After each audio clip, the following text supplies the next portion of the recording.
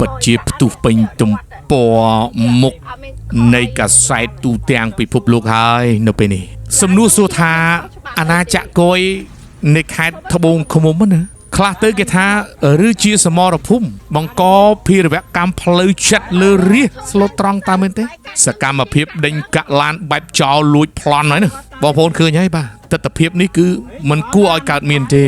សង្ឃឹមថាអាជ្ញាធរមានសមត្ថកិច្ចក៏ដូចជាមន្ត្រីជំនាញពាក់ព័ន្ធនឹងគយខេត្តត្បូងឃ្មុំហៅមកដុសក្អែលម្ដងទៅពលរដ្ឋកំពុងតែធ្វើដំណើរសុកធ្វើឲ្យប៉ះពាល់យ៉ាងធ្ងន់ធ្ងរដល់កិត្តិយសស្ថាប័នរដ្ឋដល់ពលរដ្ឋកំពុងតែជិះបើកបរដោយមិនមានកំហុសខុសឆ្គងប្រការណាមួយតើអស់លោកមានដឹងទេថាសេចក្តីសុខសាន្តរបស់ប្រជាពលរដ្ឋនៅកន្លែងណាហើយលោកគយនេះបាទចំនួន2នាក់បើកឡានដោយស្លាកលេខរដ្ឋដែលជាគយចល័តនេះមានយល់ខ្លះទេនេះគឺជាសំណួររបស់មហាជនដល់ផ្ញើសារមក inbox នៃអង្គភាពរបស់យើងភាពភ្ញាក់ផ្អើលទាំងព្រឹកព្រលឹមនឹងការរិះគន់យ៉ាងចាស់ដៃបានផ្ទុះឡើងពេញបណ្ដាញសង្គមក្រោយពីម្ចាស់គណនី Facebook ឈ្មោះអូនហៀបានទម្លាយវីដេអូ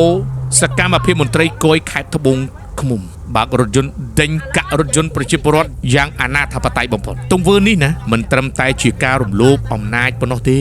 ប៉ុន្តែវាគឺជាការដុតបំផ្លាញខ្ទេចខ្ទីបំផុតហើយនៅទំនុកចិត្តរបស់រាជមកលើរាជរដ្ឋាភិបាលគណៈដែលជនរងគ្រោះគ្មានកំហុសអ្វីសោះនេះសូម្បីតែបន្តិចរីឯមន្ត្រីក្របល្ពើសម្លអត់ចិត្តទាំងនេះបែរជារត់គេចបាត់ខ្លួនស្រមោលឈឹងតែម្ដងពេលដែលដឹងថាខ្លួនឯងមានកំហុសពលរដ្ឋបានថ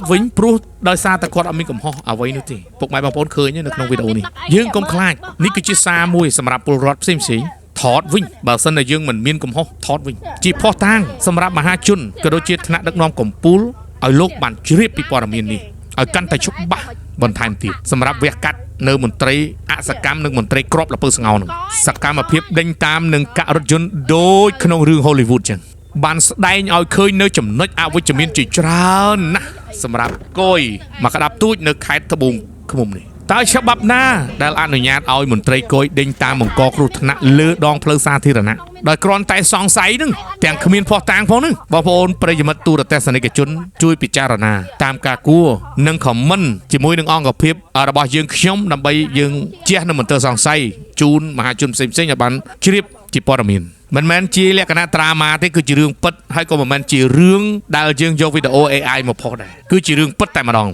ស្ដែងចេញពីម្ចាស់គណនីដែលមានឈ្មោះថាអូនហៀដែលបានផុសព្រឹកមិញនៅពេលម្ចាស់រថយន្តហ៊ានឈប់និងបង្ហាញភាពស្អាតស្អំបែរជាក្រុមមន្ត្រីទាំងនោះភ័យស្លន់ស្លោរត់គេចមិនហ៊ានចេញមុខទទួលខុសត្រូវនោះទេនេះហើយឬជាសិលធម៌របស់មន្ត្រីរាជការដែលតំណែងគយនឹងខ្ញុំជឿថាដែលតាំងខ្លួនឯងជាគយបើកកាក់ឡានប្រជាពលរដ្ឋនេះគឺនឹង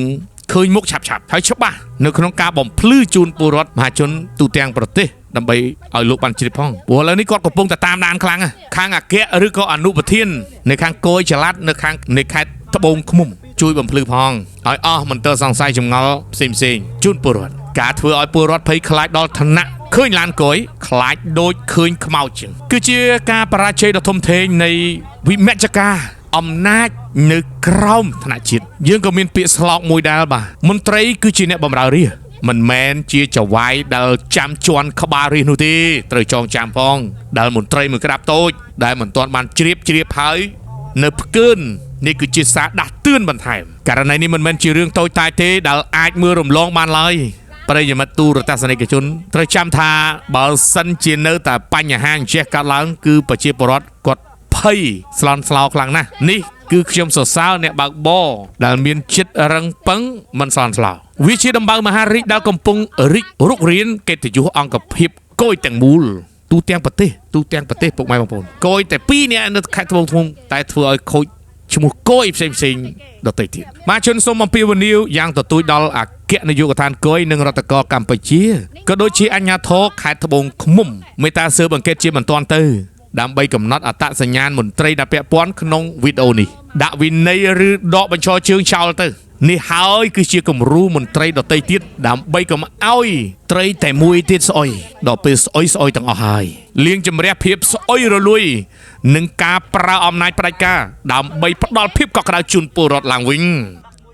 ហាងក្រុងធម្មជាតិជាជម្រើសដ៏ល្អឥតខ្ចោះ សម្រាប់សួនប្រណិតរបស់អ្នកពីហាងក្រុងធម្មជាតិទំនាក់ទំនងមកយើងខ្ញុំឥឡូវនេះ010 29 78 និង 91 066 58 42 និង 68 ហាងក្រុងធម្មជាតិ